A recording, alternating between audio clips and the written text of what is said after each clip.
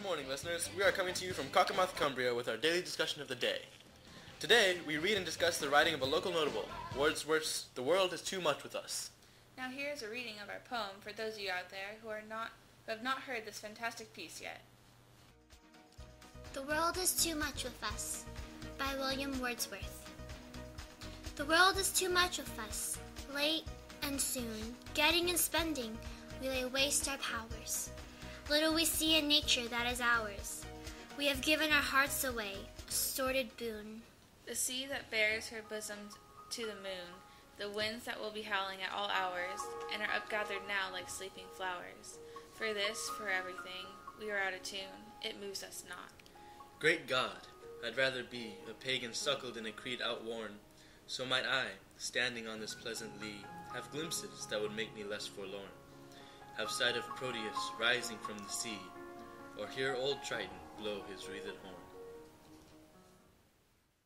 Wow, doesn't that poem just say so much? I feel that it really applies to our world right now.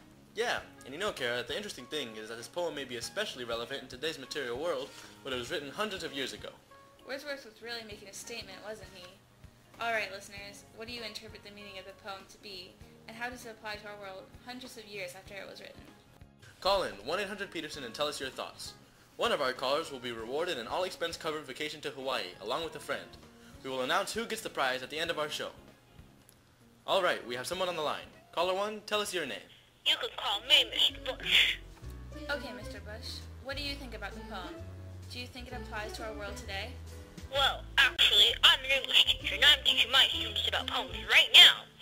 I just want to let any listeners who are not familiar with this work know that Wordsworth was a romanticist. That means that his poems usually revolve around nature, the past, feelings, anti-materialism, and the supernatural. Wow, thanks for the great information, Mr. Bush. I think that will help spark some discussion. Also, did you know that this is a Petrarchan sonnet? Oh, what's that? Well, a Petrarchan sonnet is a poem that is composed of 14 lines broken up into blocks of the lines 4, 4, and 6, with a clear shift in tone between the second 4 and 6. The rhyme scheme also follows A, B, B, A, B, B, A, C, D, C, D, C, D. Can you elaborate on what you mean by shift? Well, certainly. The poem can have a shift in tone or an idea, as evident in this piece. In this poem, the shift occurs mid-sentence, when the speaker says, "Great God, I'd rather be a pagan." The reader can also see the poet's attitude turn from disappointment in the first section to what appears to be outright frustration and even open anger at humanity in the second.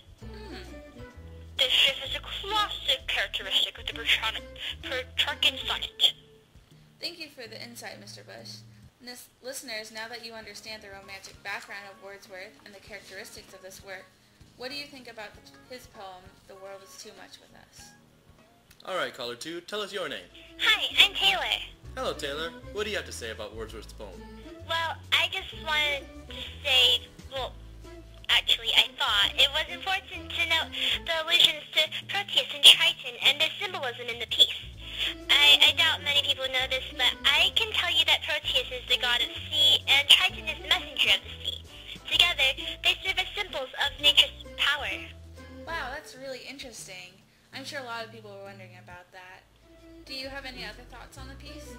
Well, in school, we usually try to find out who the speaker of the poem is.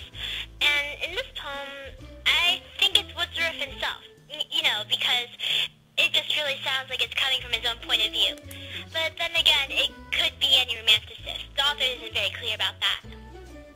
Yes, thank you, Taylor. I completely agree with you. What other things do you look for when you analyze poems in school?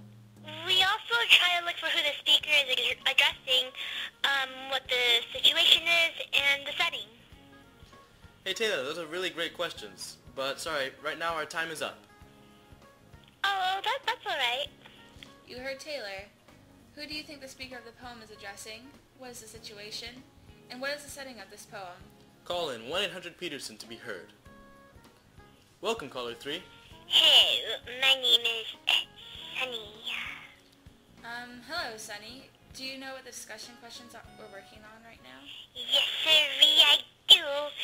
Speaker of the poem is addressing all society, humanity. Wow, humanity. That's very thought-provoking. Wordsworth was probably addressing society because the world he lived in was really materialistic. That's right. Wordsworth lived from 1770 to 1850, right in the middle of the Industrial Revolution in Britain. Oh, so that's why Wordsworth wrote this poem. Wordsworth loved nature, but saw humanity loving the Industrial Revolution. He wanted to remind society to return to nature. That's the theme of the poem. People have grown out of touch with nature because of their commitment to the material world. That's so insightful, Sunny. Sunny, thanks so much for calling. No problem. Well, now we have a very special guest here at the station. Please welcome Cockermouth's resident poetry expert, Charlie Gumbo. Hello, guys. Hello, Charlie. What do you have to say about Wordsworth's poem? For starters, I wanted to clarify some of what Mr. Rush said earlier. He mentioned that the poem is a Petrarchan sonnet, and I just wanted to add that the meter of the Petrarchan sonnet is iambic pentameter.